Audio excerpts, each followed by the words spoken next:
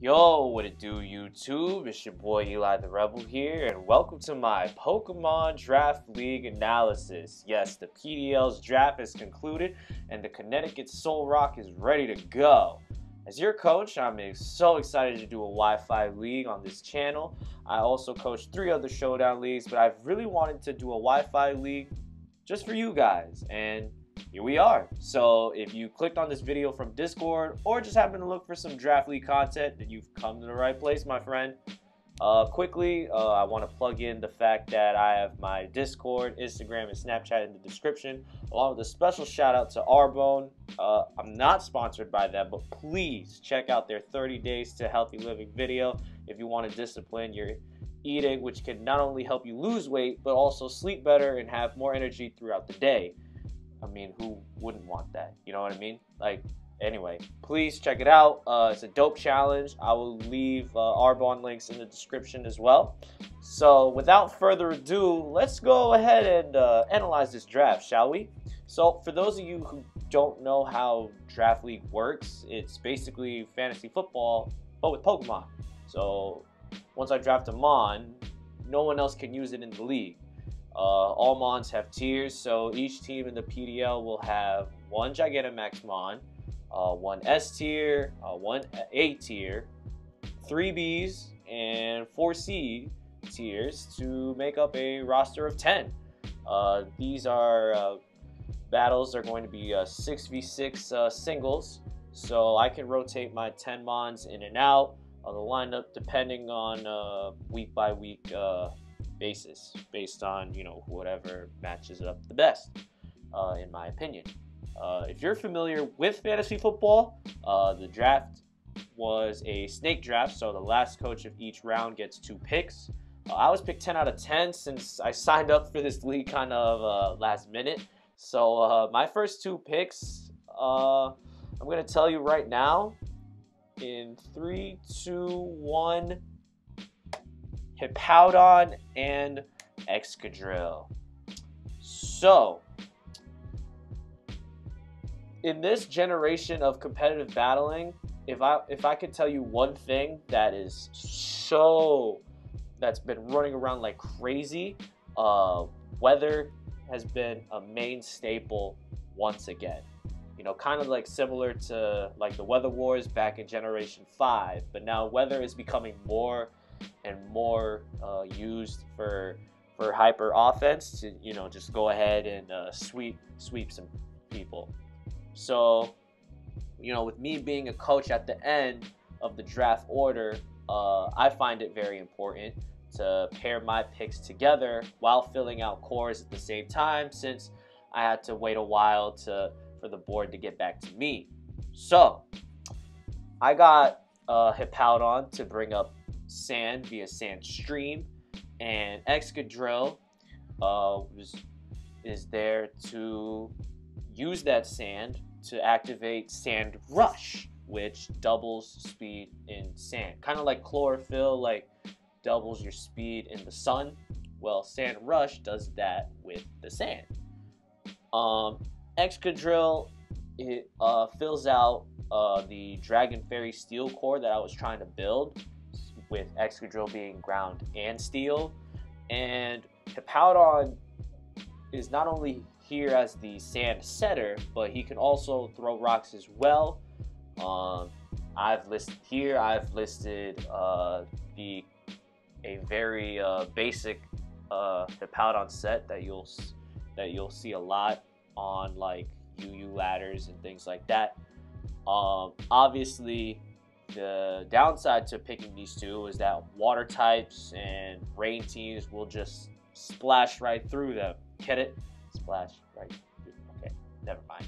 But we'll have counters for that, and we'll talk about what the answers to water and rain and all of that later. But my next 2 picks also benefit from the sand as well, and that would be my G-Max Duraludon and my Mandibuzz. So Duraludon, again, we're talking about how Excadrill was the steel type in the core. Well, Duraludon double counts as both a steel and a dragon, which is pretty cool in my opinion. We haven't seen that combination since Generation 4. Its G-Max move is G-Max Depletion, which deletes PP of the Mon that is still standing. And the only reason I know that is because I run it in one of my showdown leagues right now. And you can see that it's an AV set, but in the sand, when you're in the sand, SPDEF actually gets a good enough boost. I think the multiplier is either 1.5 or 2x multiplier to SPDEF, to the point where, you know, Duraludon may not need the assault vest anymore or any SPDEF investment at all, and it can just go towards, you know, HP, regular defense, special attack, physical attack, even speed. If you wanna like, you know, clean up after Trick Room is over, just things like that. And also, I picked up Mandibuzz as well because of Overcoat. And Overcoat makes me immune to powder moves and also immune to the crippling effects that Sand would do to Mandibuzz. Not only is she here for that purpose, but she can also defog, roost, knock things off. Brave Bird is easily the best stab flying move Mandibuzz is gonna have. But she'll also, you know, U-turn and pivot out to gain momentum, along with, you know, Toxic, just to be even more annoying as it already is. But anyway, we're gonna go into my 5th and 6th round picks, and one of them being the counter 2 water with Heliolisk, and Gardevoir is the fairy that completes the core that I wanted to have. The Dragon Fairy Steel core is the most important core in Draft League format, so I knew I had to get that out the way soon, and then just get my best C tiers, which you'll see later on. But anyway, back to Heliolisk. So Heliolisk has abilities based on every weather except hail. So in this case, the sand ability it gets is Sand Veil, which is a 1.25 multiplier to evasion in the sand, along with sand immunity. So again, no sandstorm damage. Heliolisk is very fast in my opinion, and you know, he can volt switch out from momentum, kind of like how Mandibuzz can U-turn from momentum. Heliolisk can do that via volt switch. Gardevoir, and now we can go to Gardevoir. So Gardevoir, again, like I mentioned, is the fairy, and with a choice scarf on, she can just click something and revenge kill it. The stab psychic, side shot, you know, moonblast, that's all good and all, but the coverage it gets too, mystical fire, shadow ball, thunderbolt, and even access to hyper voice. If like we see somebody, you know, sub up, we can like infiltrate that via hyper voice, which is really cool. So I love Gardevoir. I've been trying to draft it in all my other leagues, and I finally get to use one here. Very excited to have Gardevoir on the team. My 7th, 8th round picks were Avalugg and Passimian. So I'd like to mention quickly that Passimian was in Passimian's spot was Mudsdale, but I felt that Mudsdale basically does what our Hippo does, except not set sand. So I had to swap that out quickly before I burned one of my 2 transactions, and we got Passimian instead. So Passimian is here for 2 reasons. Actually, we'll go with 3. But the first reason being that, you know, it's a fighting type, which would definitely help, you know, break down like other steels, other dark types, things of that nature, rock bonds, but also, you know, it can revenge kill, and also support the team quickly. Now I know 80 speed isn't the greatest in the world, but because the speed tiers are so wild, the 80 base speed on Passimian is actually considered fast. So if I put max speed on it, it can basically do what it does in either choice band. Here this set is a sub lefty set, so this would be for fast bulky support. So with the sub, it can start doing a whole bunch of different things. I also like to mention that Passimian does get taunt as well. So if you're trying to do some shenanigans turn one, think again, because Passimian's here to stop all of that. Which leads me going back to my 7th round pick, which I'm so proud of getting, Avalon. Now, Ice Table and I go way back. I mean, did I use it in my college playthrough? No, not really. But when I was laddering in Gen 6, I was really open to this idea of Avila, you know, being a rapid spinner. And I was really satisfied with the results. And I think now with body press being a thing, like if you let me iron defense body press you with Avalug, you better have a ghost type for that combo. You better have a ghost type for that combo. That's gonna be filthy. And now, in my opinion, I think Avalug should be a B tier, but you know, it's on the C tier because its SPDEF is so shocking. It's really shocking. However, its defense is really what made me pick it right then and there. You can see the sample set right here. Avalanche body press, rapid spin. Like, you know, it's just so reliable. It's just so reliable for its role, and it's really good. You know, it's basically an ice type version of Hippo. If Hippo somehow goes down to some hydro pumps landing or whatever, you know, Ice Table can come in and just, you know, be what Hippo was supposed to do. And now that Hippo's gone, we basically have another one, if not a better version of Hippo in Avalon. So I was really happy to have it come to me towards the later rounds, and now we're getting into the last 2 picks, and the last 2 picks were Cloyster, and a lot of people are going to be really surprised for the very last pick, Vileplume. So my only elemental mon, and when I say elemental, I mean like, you know, fire, water, grass, and some say like electric can be in that elemental core as well, but Heliolisk was an electric type, and that was the only part of that elemental core, so I needed to knock 2 out. Now looking back on it, you know, if the time comes around and I do need a fire type, I will use one of my 2 transactions to pick up a fire type if needed down the road. But I felt like water and grass were the most important elements moving forward.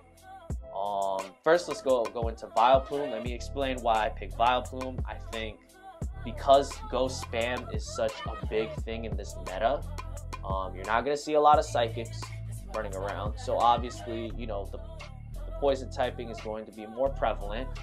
Vileplume doesn't get toxic spikes, but you know, just being able to toxic somebody, you know, having the sleep powders, the stun spores, right? You have here, you can see like the leech seed shenanigans, you know, with the Giga Drain. You know, you can throw on a sludge bomb if you ever see like if you ever see a bunch of fairies running around.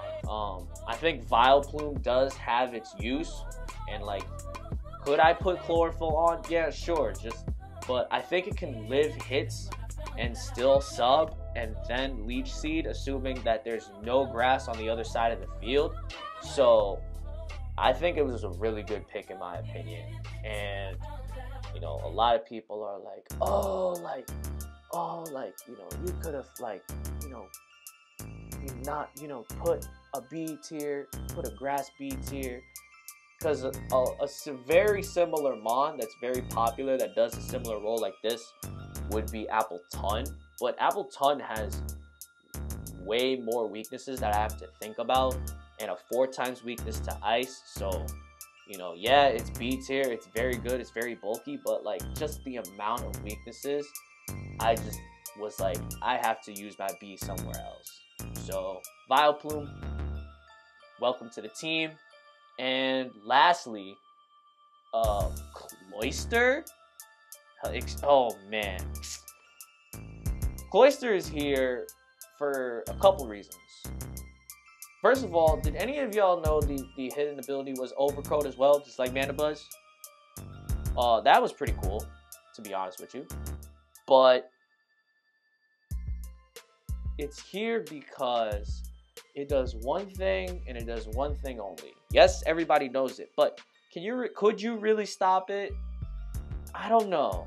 I don't know if you could stop it. When I'm in a pinch, right? And you know, I'm on my back foot, my G-Max Duraludon dies too quickly. Who do I call on to go you know, start a comeback? Who's gonna start a comeback for me? And it's probably going to be Cloyster.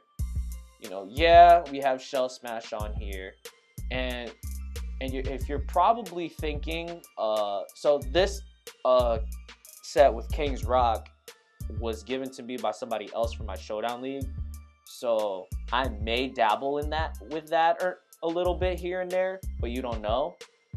And with Skill Link, so what King's Rock does is you increase, so like a move that doesn't have flinching will now have a 10% chance to flinch. So you hit Icicle Spear 5 times with the Skill Link, now that's 50% chance to flinch. And yes, that is very annoying, but like, and you know, if the game is going to be run by, let's take advantage of it with this item in our hands. You know, it's just one less item to worry about, because a couple of rules in this league are like things like, you know, getting your mons legit, and also no 2 item clause, no duplicate items clause, just like how there's no dupe species, things like that. So having that option in the back is always good, you know, because of the dupe item clause, and also it's something that would annoy the crap out of even like the bulkiest mons that can live, you know, that can live Icicle Spears and Rock Blasts. Even if they still live, there's a 50% chance that they will flinch and not fight back. But anyway, that right there, ladies and gentlemen, is your Connecticut Solrock roster. Hey, if you made it to this point of the video, thank you so much for watching up to this point. If you want to see post-match replays on this channel, let's get this vid to 5 likes. And if you want a draft league tutorial, leave 10 likes on this video. It's been a highly requested video idea. I would be explaining how to draft, what do I mean by cores, what do I mean by team roles, things like that. Again, don't forget to look in the description for my social media handles, and also the Arbonne links to their 30-day challenge. Again, it's been Eli the Rebel, coach of the Connecticut Solrock, signing out. I can't wait for this season to start. Deuces.